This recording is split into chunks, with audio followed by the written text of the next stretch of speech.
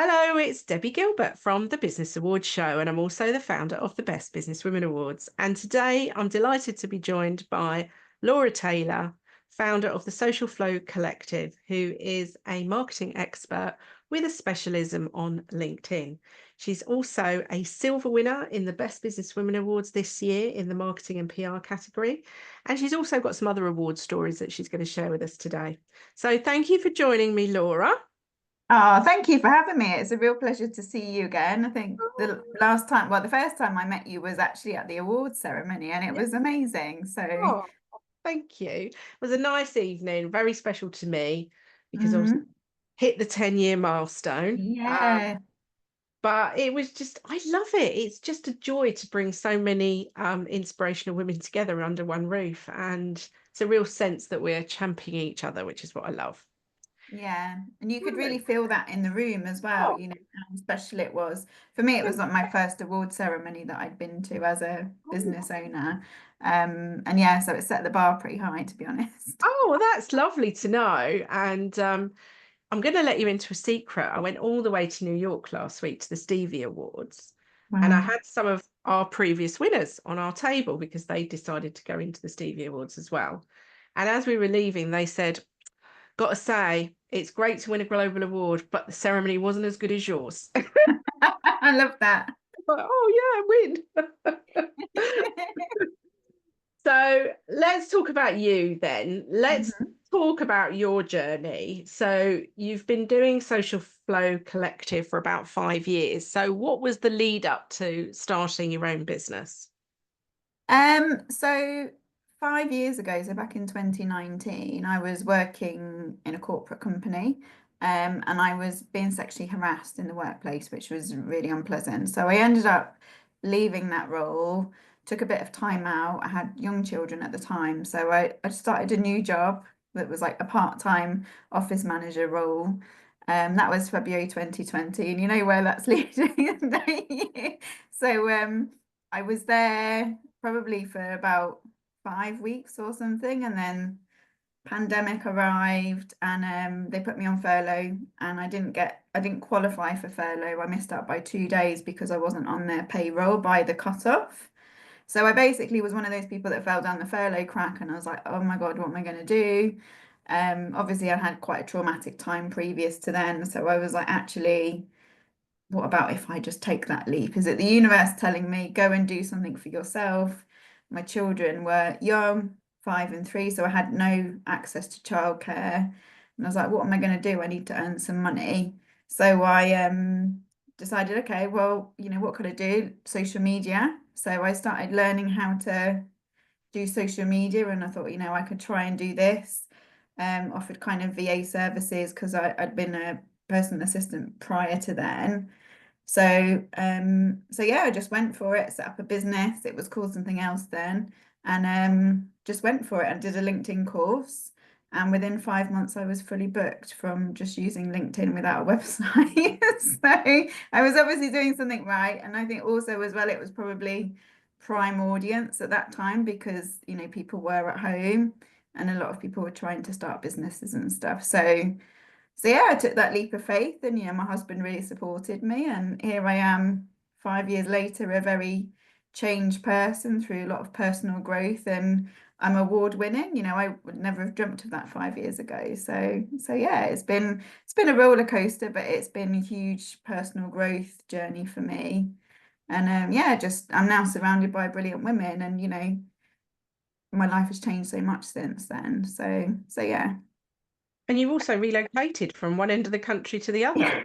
Yeah, yeah. So I now live in Liverpool. So I met my husband here, and we were living in London, and then his job relocated up here. So yeah, I don't have my family around, and I made friends kind of through my children, generally with other school mums and stuff, because even though I came to university here, all my university friends had kind of moved on by the time I moved back. So yeah, people say I've got a slight Scouse twang on my accent. I hope it's not there. Nothing against Scousers, but I'm not one. I didn't detect it. I didn't detect it. So presumably all the work you do then is online. So you were able to lift up your business and move it to Liverpool with Yeah, you. yeah. So let's talk about the specialism in LinkedIn. because a Mm-hmm. lot of people listening to this podcast are going to be business owners, entrepreneurs. So what are your tips for people just getting started on LinkedIn? I mean, I teach like the 4 cornerstones of LinkedIn. So the first one is you need a good profile. You need it filled out, and I don't mean just taking stuff from your CV or whatever and plopping it into LinkedIn. And so make it a mini landing page. Like that's what I used. It was a place for me before I had a website that demonstrated all of my skills, and I made it sound like me, put it in the first person, gets a proper photo that looks like you on there, and just kind of, just make it, your shop window basically. So the first step is to kind of optimize your profile, and then the second part is, you need to grow your audience. So I'm constantly adding people all the time. So I think 5 years ago I had 186 connections when I first started my LinkedIn journey. I'm going to hit 10,000 hopefully by the end of the year. That's my goal. So that's a lot of growth in, 4 and a bit years. And then I think the main thing that people need to do when they're on LinkedIn is engage. So rather, you obviously need to put your content out. That's kind of the next level, but actually engaging and getting involved in conversations, that's where the magic happens, because that's when you start building relationships and people can see you and they get used to seeing you around. And then, after that, that's when you start publishing your own content. And, I look back at things that I first posted 5 years ago. It was awful, but I learned through doing it. And I think that's what puts a lot of people off, is that they don't really know where to start. They don't know what their tone of voice is, but you just have to try it and see. And, I'm one of those people that I'll always try different things. They bring out polls, I'm going to do a poll. I've been trolled, I've had people sending me horrible messages, and that's just the unpleasant side. So I'm not saying, it's all roses and lovely. There are people on there that are going to disagree with you, and that's fine, they're allowed their opinion. But I think the more, you support other people, they will come back, and you kind of learn to leverage each other's audiences as well. So that's a really key tip for me. There's some big content creators out there, but, kind of get in front of them, support their work, and they'll start supporting you back. And that's how you get seen by their audience as well. So, that's a big one. Engagement is the thing that you need to be doing on LinkedIn if you want success, to be honest. So what's your thoughts on the company page? I mean, we have what I think is quite a successful company page for Best Business Women Awards. But what do you think about company pages? Are they essential? I would say so. I think because the Google Analytics are so strong on LinkedIn, because it's such an, like a credible site, to actually have your company on LinkedIn is really, really important. And actually, if you've got a lot of people following it and it's active, it just gives you credibility. You're never going to get the same impressions on there. You're never going to get the same engagement on there unless you've got a big team, or you're like Google and you've got hundreds of employees commenting on it. But I think for, that kind of trust piece, you want to have a company page, you want to have your logo, and it just helps you being found basically. So, anyone that I work with that's an entrepreneur that doesn't have a company page, I'm like, we need to start one. And start slowly, just fill it out, and just put one post on there, so it's not just blank. You want people to read something, and if that's redirecting them to somewhere else, your website for example, then just get that on there basically. So yeah, I think they're really important. And I think I neglect mine a little bit, because my clients that I work for, I do theirs. But mine and go, oh my God, I've not posted for 3 weeks. And I'm quick, need something on my company page. So yeah, so I have actually written a 12-week strategy for myself, and I've just scheduled it out. So it's all going out, and I don't need to worry about it until the new year now. So that's all good. That's brilliant. What about articles versus newsletters? Because this confuses a lot of people, doesn't it? Yeah, so I would say newsletters are the best thing on LinkedIn for me. Articles, they don't really seem to go anywhere. They were quite popular about 4 years ago. I've never published an article on LinkedIn, and I don't really see any reason to. But for a newsletter, when you create one, it gets sent out to all your connections. And then when you publish the second one, it goes into their inbox. So you've got 2 touch points there. And also you can see who's subscribed, which I think is, that's just gold dust. You can see who's reading your newsletter. And actually, I've got nearly 2,000 subscribers on my newsletter. And it's really lovely to see people from, my corporate life who, they're obviously reading my things, and I wouldn't even think that they would be interested. So yeah, that is my main thing, just go for a newsletter. It seems to have much more potential on it because it gives you really good figures, and the stats and things of actually gets read more in people's inboxes than it does on LinkedIn. So And you can repurpose a blog on there, of course, as well, which absolutely. So I do it the other way around. I write my LinkedIn newsletter and then I put it on a blog on my website. I'm all Yeah. for something that saves a bit of time. Yeah, exactly. A common thing, I think, with a lot of people is, how many times a week should I post? Oh gosh, yeah. So when I started, I followed someone who was like, post 4 times a day, blah, blah, blah. Oh my goodness, I was burnt out by that. And so I was doing it, obviously worked because I became fully booked, but then obviously it drops off a cliff because then I was busy. So for me, I mean, it depends. If you need some money in your business, post more. I'm always going to say that. I think if you post more than once a day, you look desperate and it looks really spammy. So I wouldn't recommend that. Generally, I advise posting twice a week if you're just kind of want to keep it going. I'm all about quality over quantity. And that seems to kind of tick mine. So I've got a benchmark from my LinkedIn profile, which is the SSI score, which you can find on there. We can put that in the show notes if anyone wants to see what that is. I keep mine at 70. If I drop under 70, I know I need to try a little bit harder. So that's just means that you're using LinkedIn, you're using a lot of the features, and you're kind of growing and doing all the things that they want you to do, basically. So spending a lot of time on there, which I obviously do because it's my business. That's a great benchmark. And Yeah. very check that as well. And what about sending messages to people, direct messages? Should we be doing that? Depends on the person. I think if you've been engaging with somebody publicly, then you can go into the DMs. I think sending cold messages. I mean, there's a one guy in my inbox at the moment. I think he's on message number 4 or 5 of his nurture sequence. It's just making me want to be sick, to be honest. And then he's like, I don't think you saw my message. And I'm like, I did, I just ignored it. So I think I've actually got a newsletter on my LinkedIn about, what you should do. But I would generally only go to message people when I've kind of built up a bit of rapport.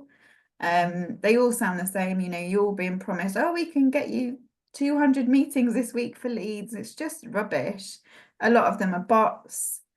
And I think you just need to be really careful when you are sending messages if you're putting any links in there.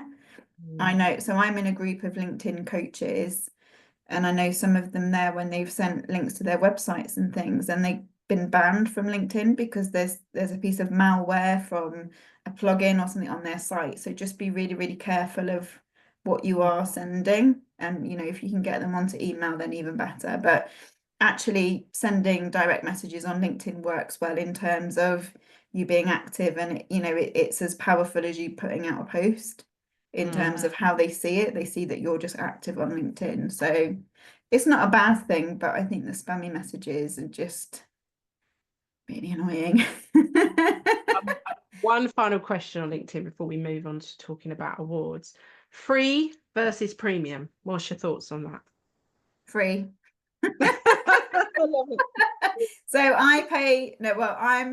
I've got free access for a year because I was part of LinkedIn's I can't even remember what it was called, influencer something or other that I did. So I did some training with them. So they've given me a premium account. I always had the lowest premium, so then I can see who's looking at me and I've got access to more searches. So I think I was paying about £40 a month. But I think if you go up to Sales Navigator, it's quite expensive. It's about £80 a month. As good as it is, I think it's quite a high price point for business owner, unless you've got, big business and a massive turnover. I think you can do what you need to do on LinkedIn without having to pay for it. So, but it is going more that way. I keep getting, notifications of, do you want premium on your company page? And I'm like, well, not really, but that's kind of where they're Yes, they just pushing. brought that in now, haven't Yeah, they they? have, yeah. And then, they're constantly trying to get me to do ads, but they wouldn't actually let me do ads for my business because I'm selling LinkedIn. I have to call it something else. So, I know that people do it, but I think to do ads on LinkedIn is really expensive as well. So, unless you've got quite a big budget to test it, because I think you need like 3 months of testing, it's not like Instagram or Facebook where you can add £5 and put out a post and see what happens. You No. have to go through a massive process, which I'm not an expert in, so don't ask me about that. Well, I will share because this will probably surprise you. So I've got a LinkedIn premium account and it's a legacy account. So when I signed up to LinkedIn in 2008, I went premium and I'm paying £15 a month. Oh my God, But if ever I deleted it, when you can yeah, delete it, restart it, that would disappear. So yeah, I'm no, don't gonna ever do delete that. it I'm forever. it. I do keep it because we do run ads for the awards some years Yeah, for specific categories. But I think people tend to scroll past the ads, don't they, in the main? I don't think yeah, really yeah, strong source of leads. Maybe for some businesses, but yeah. yeah, probably not mine. Um, so you're doing more, you said earlier, and you're doing more different elements of marketing as well as LinkedIn now. So what was your thought process behind entering awards? So I think, it was part of my strategy for kind of, 2024 was to win some awards. So I had actually applied for a newcomer award the year before, but I started applying for it on the day, deadline day. So, this is a shout out to anyone who's thinking about applying for award. Don't leave it to the last minute because you're not going to get shortlisted. And I think what I'd written was it was probably okay. I hadn't included the evidence, and I think you Right. guys are so hot on evidence. I think I had 19 pages worth of evidence of, my marketing campaigns and things like that. So yeah, I think, it was kind of on my periphery vision in 2023. Moving into 2024, I was like, right, okay, I want to get my name out there and I want people to recognize me. And from my kind of background, I don't have a degree in marketing or anything like that. And so some marketeers have kind of said, oh, but you haven't studied it. And I'm like, yeah, but I'm marketing myself and other businesses every day. Does that not count? Obviously, I need a certificate in their eyes. So it was almost kind of, that was what was fueling me to kind of enter for marketing and PR. So it's Um, validation is what I'm getting from you that you want. yeah, Yeah, no, I I see that. wanted, yeah, so I wanted the validation, and with your awards, I have to prove my income, I have to, give case studies, I have to demonstrate marketing campaigns. It's not fluffy. This is really serious, and actually to be shortlisted and to get a silver is, I'm super proud of that. So yeah, so that was I applied for 3 awards. I've also just been shortlisted for another award as well. So that's going to be in January. So I'm excited to see what happens Yeah, there. tell us about that one because that's actually more industry specific, isn't it? Tell us about Yeah, that. so it's at the National Coaching Awards. So it's going to be a room full of coaches. I entered the Mentor of the Year award.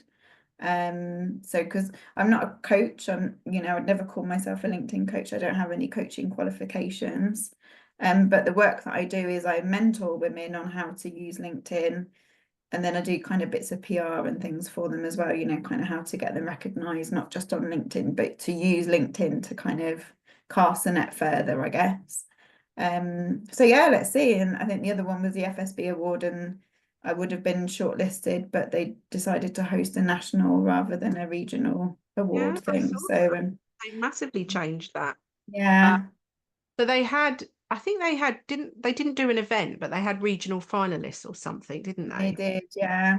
Yeah. So I think I asked them because I saw that there was a guy who was a finalist, and I was like, I've not been contacted. What's happened? So they did come back to me and they said, yeah, you would have been in the finalist for your category, but we've changed the way that we were doing it. And so yeah, that was it really. Never mind. Oh, I'm super, super happy and proud of my silver award that I've got, Oh, So, and, I'm really to pleased. get another shortlist as well. You know, the reaction of kind of friends and family and people around me, they're just so excited, you know, and I've got my award sat on our mantelpiece so my daughter can see it. Yeah. So, you know, it's being a bit of a role model for her. You know, you can go and run your business and win an award, because in my corporate life, I probably never would have even dreamt of, you know, entering for an award. Just wouldn't have Oh, been something that I thought about. So, you know, it's really humbling, actually. good. So let's talk a bit about what your plans are with your business. So what are you thinking about doing in the future? So I think I'm moving. I mean, I've been working with kind of smaller businesses. This year, I've obviously gone for awards. I've been in Forbes, which was amazing as Mm. well. So yeah, so I've got an article in Forbes. You can find it on my LinkedIn profile.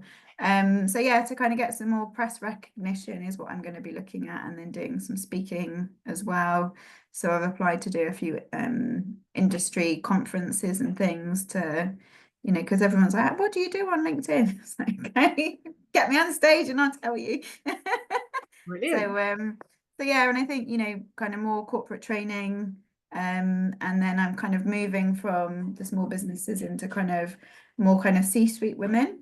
So as a PA, I did work with, you know, a lot of directors and things. So, and I know that they're really time poor. So but now I think people need to have a digital footprint somewhere, and they need to be, you know, showing, you know, they can't just have a really basic profile with a really old photo on, which I know some women do, or men as well, you know, to kind of help them actually build out their profiles and have a bit of a executive presence online, so that, you know, they get the recognition that they deserve. Because I think so often with the C-suite women, they normalize their, you know, their achievements and things. And, you know, now me being a business owner, I'm all about, you know, being a bit shameless and being like, look at me, I've won an award, I've been in Forbes, I've done all of these things. And women in corporate are doing those things, but they're not showcasing it, because Mm. they're so worried about what someone else is going to think. Or, you know, I put a post out today, you know, if you're boastful, you know, if you're ambitious and you're bossy, and all of those kind of connotations that we've had through societal conditioning, kind of changing that up and actually supporting women and empowering them. And, you know, exactly what your mission is. It's like, let's get all these amazing women in a room and celebrate. So kind of having a ripple effect into kind of the corporate boardrooms, SLTs, you know, women that are rising up through the ranks.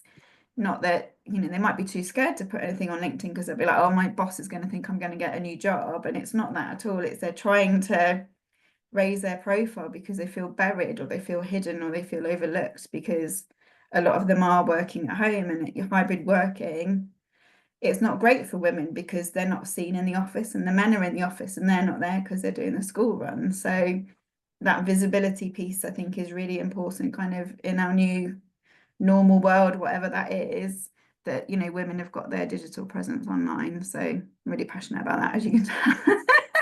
Oh, yeah, but I think that's really good that you are. And I think you're right. I think the workplace has evolved, I mean, so much since the pandemic, and the way we're working now is so different. Yeah, Uh, but is it healthy? I'm not sure. I think there's good sides and bad sides. Great that women have got that increased flexibility to, like you said, do the school run. But also we're very distanced from our colleagues a lot of the time, and that can be quite isolating, can't it? So, yeah, absolutely. Yeah. So, you so know, and yeah. there we go. That's my plan for 2025. So So not let's much look to back do. over the last 5 years since you started the business, and what have you learned along the way that you could share with other people so they don't make the same mistakes, or that things that you've found that have really helped you, maybe? So I think what's really helped me is I've invested in myself a lot. So I've had coaches, I've been in container programs with other people. I've got business best friends who I talk to all the time, and they support me, they understand it.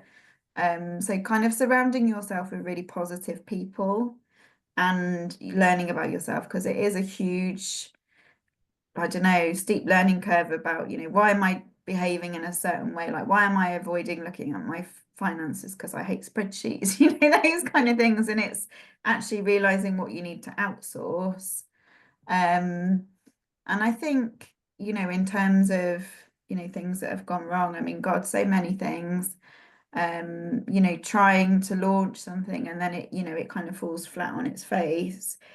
It's not wrong with, it might not be that what I'm trying to sell is wrong. It's just the marketing hasn't quite hit the mark. And so kind of not giving up, maybe tweaking it and trying it again. Because I think, sometimes when you put things out, it is a bit like tumbleweed. And so it's like actually keep going with it because it takes a long time for people to see these things and then to make a decision where, it'd be lovely if we all just put one post out on LinkedIn and you could sell. It doesn't work like that. Sadly, it's a really long game. But yeah, I guess it's like building your resilience, having the right people around you and, just, fail fast and move forward, don't dwell on things. I've got much better at, spotting kind of red flags in certain clients. We've all had those bad clients. And yeah, it's just I think I follow my gut a lot more rather than thinking, oh, I could really do with that extra income, making a choice of actually, I think this person's going to be a bit of a nightmare for me. No.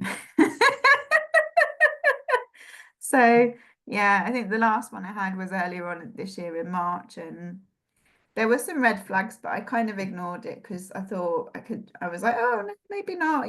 She was English wasn't her first language, so I kind of let her off the hook a little bit. I was like, oh, maybe it's like lost in translation or something. No, it wasn't. She didn't like what I told her because she was using an engagement pod. And I said, that's fake engagement. It's quite unethical. Don't be doing that.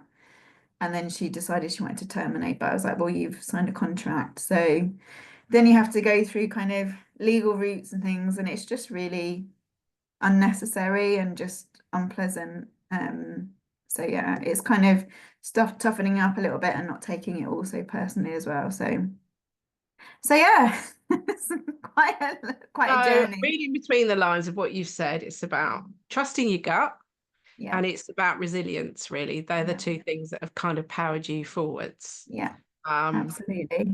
and I'm guessing that you love the flexibility of working for yourself as opposed to being in the corporate world.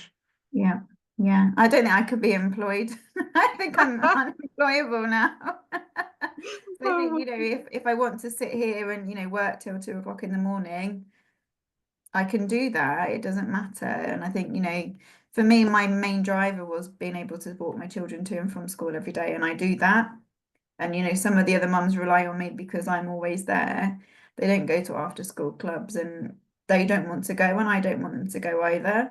But it does mean sometimes I get back from school and I'm having to log on again. But that just works for me. And, I've got a really nice balance. But yeah, the school days do go really quick. I feel like I sit down, grab a cup of tea, and then next minute it's 3 o'clock and I'm legging out the door again. So but yeah, it does work for me. And it is a bit of an income roller coaster. Some months I do really well, and then the next month I'm like, oh my God, what's going on?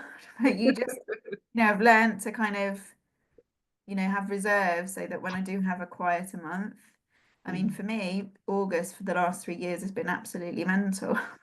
And I want to go on holiday, but everyone seems to want to get their LinkedIn sorted in August. So I don't know. Funny, isn't it? With the times It of the is. year we think are going to be quiet, they don't Yeah. turn out to be.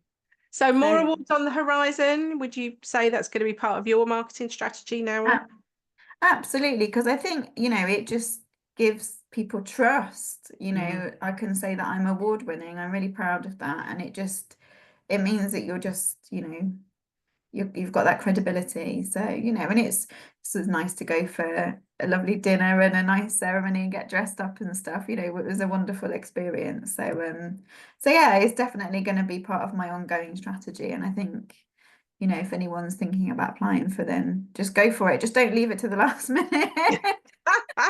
I know. It's So, always 5 to 5. The phone red. um, People are trying to submit. People are ringing us for extensions. And we're like, we're not extending. I'm no, really sorry. And we just put up with the ear battering that we get for about an hour when the awards have shut down and people are ringing me saying, yeah, I'm still trying to submit. I'm saying, well, it's too late now. too You late. have to have a cut off and we give people several months to do You it. So do. And I think, give people loads of support as well. I went to the kind of support groups where you had kind of people that write awards and, here's tips, here's some ex-winners, here are some judges. It's all really good that, I took that advice on board and then, put that work into my application. So, you reap what you sow. You have to put the work in. You're not just going to get shortlisted by sending out something that you've written in 5 minutes. It takes, I think I did mine probably over the course of a month, the little bits. And then I kept going back to it, and I put it all on a Word document. I would say that as well, because sometimes you can go in and you'll lose bits, so don't do that. Put it on a Word document so you've got it all in one place. And then it's obviously Word counts, so you have to fiddle around with it, but and just get your evidence out there and things like that, because otherwise I think that's what the judges look at most, is it, the evidence. Definitely answering the questions and the evidence. And I think what you've done is sensible, because you've now got a blueprint that you will be able to repurpose that entry for other awards. Once you've kind of got everything collated, you're just going to be updating some of the information each time. And so it's really sensible to save it. I mean, we get people all the time emailing us saying, can you send me my entry? One woman emailed me the other day, when was your entry? 2022. No. No. We don't have entries in 2022 because we delete them off the system a few weeks after the awards, because that's your data and we don't want to keep that any longer than we need to. So it does make me laugh. And I say, why didn't you keep it? Oh, well, I never thought about it at the time. So yeah, you've done a great thing there. Just keep it on.